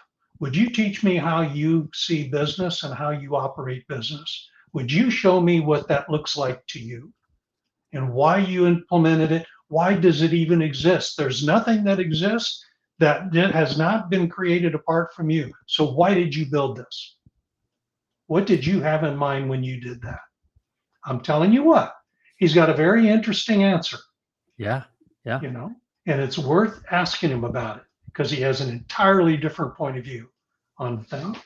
Well, and it reminds me, Hebrews 11, without faith, it's impossible to please God because anyone who comes to him must believe that he exists Yeah. and that he rewards those who earnestly seek him. And I was thinking, it's so, think about something that's so practical. Well, in order to do this, you kind of got to believe that he's real. And it's funny that it's that literal. Like, well, you Yep. kind of have Yep. to, if you're going to do this, you kind of have to acknowledge the fact that, he created it all. You have to, and that he's going to reward those that earnestly seek him. But that concept of earnestly seeking him, Yeah. I mean, hey, are you interested? Yeah. And I forgot to tell you this, but I think one of the things that was really big in the resolution with my brother was I said, we were talking about the word church, and what is the church and all of this conflict that's happened between he and I and really the family, not as much he and I, it's been around. And I said, this word, that they used for church, the ecclesia, what was it? And it's so interesting. I just said to him, I said, and I told him that story about the agricultural story, right? And those that kind of chased after him and said, hey, what'd you mean by this? And what's funny is you're doing exactly that same thing. You're just saying, I don't really get this. And I know you got more to this story. How do you see this? And if you think about it, those people that followed him after that story, that's really all they were asking. He's like, Yes. hey, what did you Yes. mean by this? How do you see this? And he says, because you've done this, I'm going to share that with you. And it's interesting that our interest and our effort actually plays into this. Yes. It's fundamental. Okay, you've run businesses. Do you want people working for you that don't have an interest in your business? Yeah. I've had them. That's right. And how long does it take you to recognize that they're not interested in your business? Not long. About 15 to 30 minutes and Yep. Of course, that's an exaggeration, but the point is it does not take long to find those who are not really interested in your business and the well-being of your business, that is there to provide a service not only to the customers and the suppliers, but also to the people who work there. This thing is holistic in its nature. Yeah. I mean, you talk about all the time the blessing of unlocking, global generosity. Well, let me ask you, is there generosity in heaven? Is there anybody up there talking about we need to unlock generosity? No, it's just there. Yeah, it just is. It just is. Yeah, that's a good point. See? So, okay, if we are supposed to, your kingdom come, your will be done as in heaven, so also in the earth. If generosity is just there, it just exists, then what is it that's locking it up so it doesn't just exist here? Yeah. Okay? So what's happening? You're being assigned to bring a part of heaven in its operation into the earth. And so what is required? By the way, if it's locked up, what does that also mean? It's already here. Wow. What, that's the feeding of the 5,000, man. Yep. Wow. It's already here. Yeah. It's being locked up. I told you I was going to give you the keys. Yeah. So the keys are also there. It's interesting that the keys to the kingdom, it's amazing, this unlocking. It reminds me of, the early church in Acts 2, 42-ish.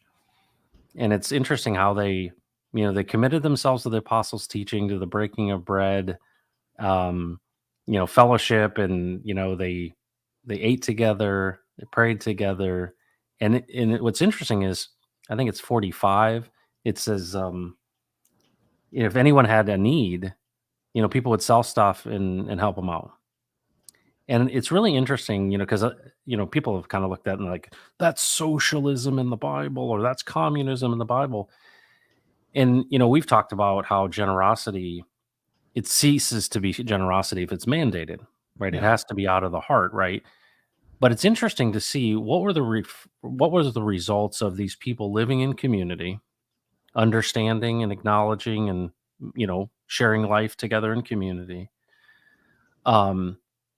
What was the result of that? Well, they were sensitive to other people. That's just real practical, and it's interesting Yeah. about this community too. Is like, not that you help everybody, or that you're, but that you're sensitive to others in addition to yourself. And that's, I guess, the essence of community, right? But there's an unlocking in that. And I think, one of the most powerful things about what I've learned from you is this bless and protect in his nature and character. Yeah. That in and of itself, like understanding, okay, prodigal son comes back. He's amazed that his father would come back and, you know, kiss him on the neck and put a robe on him. But I'm always fascinated by that signet ring he gives him. He's like, now you know who I am. You Yes. know my nature and character. And I was talking to my son today. I said, what is a signet ring? And he barely like stick with me in the conversation. I'm like, and I handed him my ring and I said, back in the day, this is where signature comes from. You'd press this into the wax to seal up the message, so you knew that somebody didn't read it. It was official. And it's like that impression, the father gave the son that his authority. And if you figure, when you get the ring of authority, you are his impression. And you're Yes. given the ability to act basically in his nature and character. But the assumption is that you know what it is. Yeah. And I think it's so, like, to me, the feeding of the prodigal son story, it's almost as if that's the only story. And everything else is like a derivative story. It's the same story over and over and over again. Yes. That you would understand, and this going of your own way is this process in the genius of your choice making, that I would let you exhaust yourself in yourself, so that Yeah. you would then understand who I am, and that what comes with that. And that's the thing that's such a promise to me, is like, all right, if I'm called to bless and protect in your nature and character, well, then authority is such a big, big part of all this. Will you talk about the difference between, you talked about it before, but will you camp out on the difference between authority and power? Yeah. Sure enough. Um, okay, let's kind of complete the circle for the Yeah, prodigal son because it's so yeah, powerful.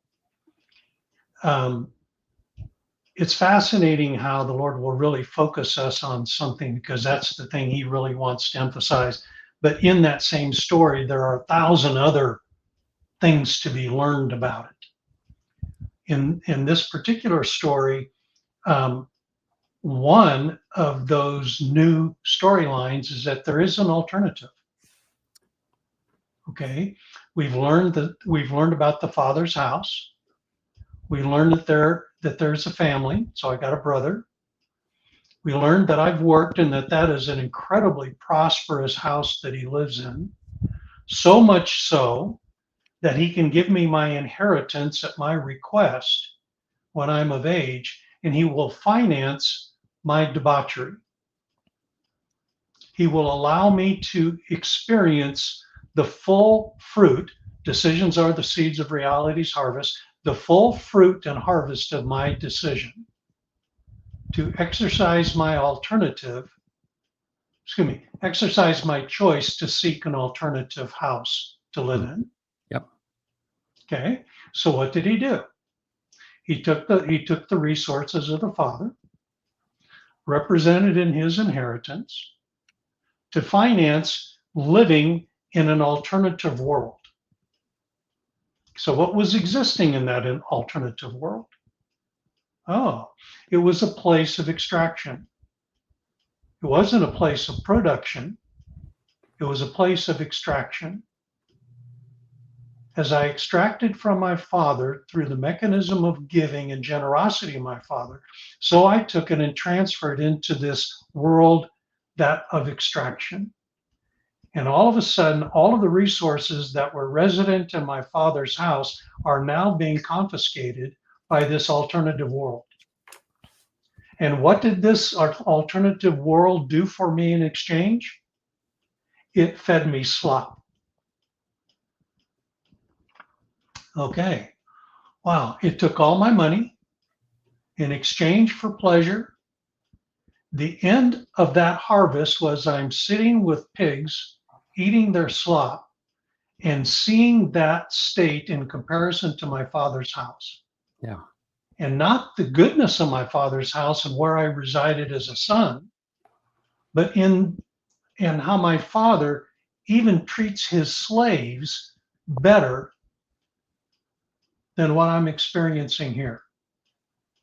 So he's now seeing the full comparison of what exists in his father's house and the way his father built his creation to work with how the alternative operated. And he said, I'm going back to my dad's house. So he goes back there. And what does he learn? He learns that what he receives is the openness of his father who runs after him and has now been given authority. Well, what was he given in the form of his inheritance? Power. He was given power to do what he wanted or what he thought he wanted. But what happens when power, when it's expended? It's gone. It's gone. And so he had all the power he needed until he expended all the power. And when he expended all the power, he saw what the source of that power was, which was evil. And what is evil? Operating apart from the Father. So power that he was experiencing was the power to be able to accomplish what he wanted to accomplish in the way he wanted to accomplish it, when he wanted to accomplish. But what he realized is once he expended that power, it was gone. And when it was gone, both what he saw when he saw in that is what he lacked was authority. How did he know that? Because he was given slop to feed pigs in exchange for a pence. So where he was a king, now he's a slave. Why? Because he has no authority. He had power, he had no authority. Now, once he came back, what did the Father give him? Authority.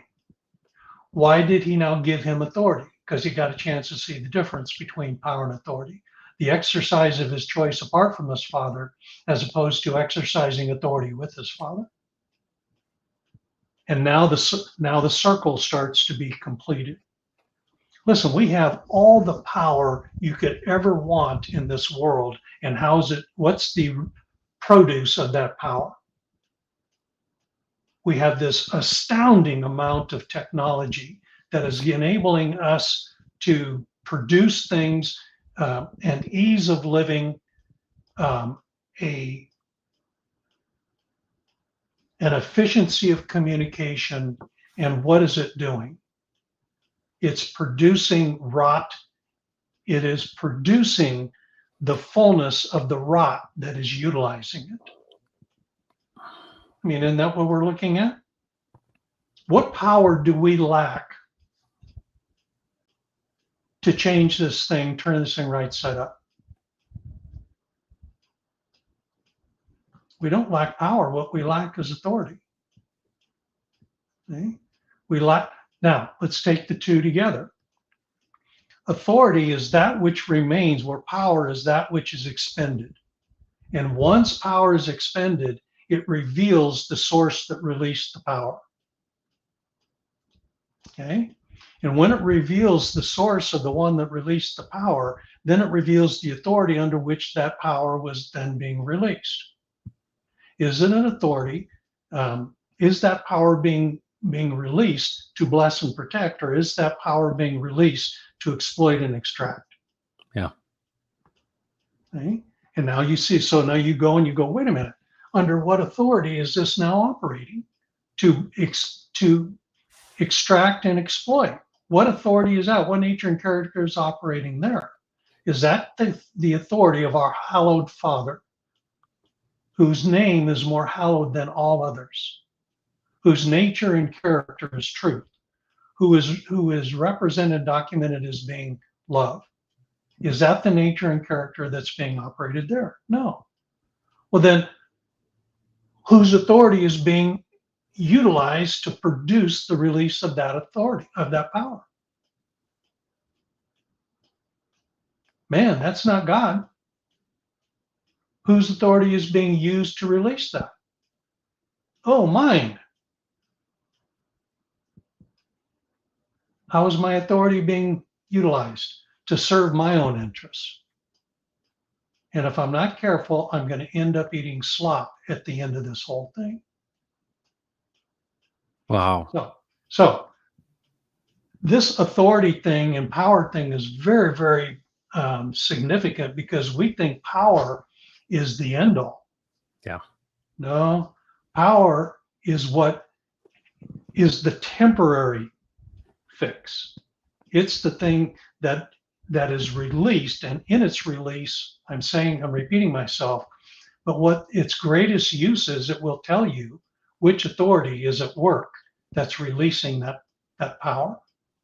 And at that moment, you can look back and say, oh, wait a minute, I'm not sure I want to do that.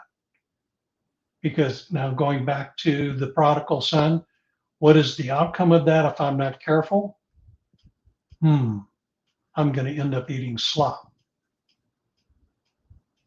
No, I think I better rethink this. So, I've used a lot of words to describe things about power and authority. But what God's intention is to complete his decree that his man would rule his creation with him in the fullness of his nature and character. Before we can rule what is outside, we have to learn to rule what is inside. And what is inside is how we are going to utilize the power that we've been given to make our authority effective. In the story of the prodigal son, he used it, the authority to claim his inheritance, he used it to serve his own interests. And the father said, you need to learn that the outcome of that is not only the extermination of your power and the extraction of your power, but more importantly, the reduction of your authority to reduce you to a slave. If you don't understand that, you'll never know what it is to wear the signet ring. You'll never be in a position to rule in my nature and character. And that's what the prodigal son learned. He learned the totality of this whole thing in one story.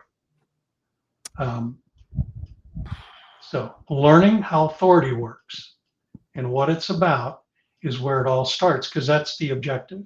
Power is temporary, authority is eternal. So, okay. So here's an observation to take it even a step further.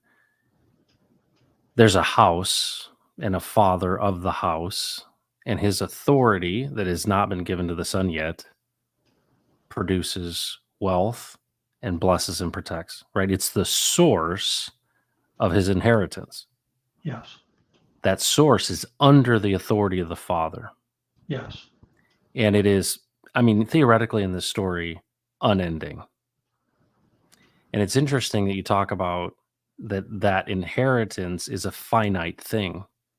You've asked for it, you've been given it, it has been expended, and now you're back. Yes. And it's interesting to think that this constant left-hand side of the slide thing Yeah. of constant exhaustion of and coming back to the same well, the same cycle of power to get more and to get more. But also, I think back to what kind of my first revelation with you, which was Eve's transaction with the serpent. You know, Yeah. this idea giving your authority away. And it's interesting that enslavement comes with that transaction, you know, Yes. and I think that, you know, I use this term kind of flippantly, like, well, only you have the authority to speak to me. Under whose authority? Well, in a way, and it's so common. Like, why would I become a slave to Christ? Like, why would I actually be a slave to Jesus? It's interesting. You can't serve two masters. You can't serve money, and you know, it's really interesting to think that. And what a great counterintuitive thing is that the only one authority you come underneath is the one who has given you ultimately the mission, right? To rule and to reign in his nature and character, to bless and protect. And it's like, okay, when all those things kind of line up, and it's interesting, like this process of learning this, well, you can't be my agent with my signature and be my impression if you don't reflect my nature and character. You're not me. You don't have it. That's it. You have my resources. You don't have me. Wow. Well, and then you said earlier, you know, nothing that exists didn't come out of the earth. Yeah. Even yourself, you're made out of dust and you'll return to it. Isn't that interesting? You know, I was thinking, I love woodworking and love all this stuff. You know, yeah, gross, cut it down and kind of shape it and you make it into something. And everything is a function of some raw material that came out of the earth. It's amazing when you think about that in its completion, you know, wow, wow, wow, it's all going to return. And then you think about it, like, well, what's the purpose? Well, he told us flat out what the purpose was. You would rule and reign with me in my nature and character. And you think about, Well, well, that's how the kingdom comes. that's exactly how it comes. I mean, now let's connect that to you brought up the left side of the slide. Yeah. Okay. There's this little statement that Paul makes in Galatians where he says, while the child is an heir, he does not differ at all from a slave, even though he is owner of everything. Yeah. Okay, so now let's take this back to the prodigal son authority power issue. The heir has the authority to claim that portion that he owns. Okay, so every heir has the authority to claim that portion that he owns. So the prodigal said, I want my portion. And the father said, you have the authority to request that. I will grant it. Gives it. How does he utilize his authority? He goes to the left side of the slide. Yeah. When he goes on the left side of the slide, what does the left side of the slide do? The left side of the slide, the ones who are ruling, they don't have the authority to use those resources. They don't have the authority to produce those resources. They don't have, they are not heirs to the resources. So where do they go to get the resources? To the heirs. Yeah. Wow. And which heirs are they going to? Those who will submit themselves, who will do what they ask them to do, to expend their resources to accomplish their own objectives, which they think are their own objectives. Do you think the prodigal thought that his game plan was to end up in the pig pen? No. No, that wasn't his game plan. But that's where he ended up. So on the left side of the slide, the way that it works is the spiritual forces of darkness have to get the heirs to exercise their authority to expend their resources on the left side of the slide to do what they think is to accomplish their own objectives. And when they do that, they turn that what occurs on the left side of the slide is this transaction agreement. Yeah. Where they agree to come under the rule of those spiritual forces, who then hijack their authority, and in hijacking their authority, confiscate their resources. And it's all finite. Yeah. And it completes the cycle. So how do you cut off the left side of the slide? You say, hey man, I'm going back to my father's house. Yeah. And I'm going to transfer from my authority to his authority.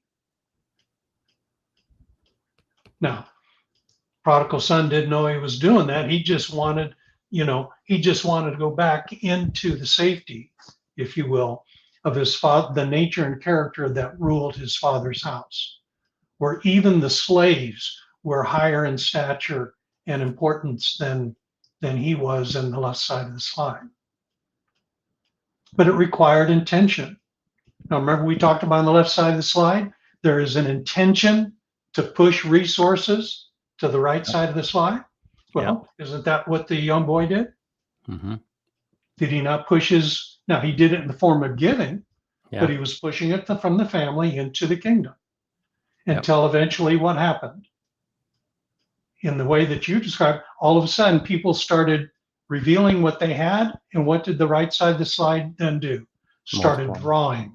Yeah, drawing. Started drawing. Just because one pushed.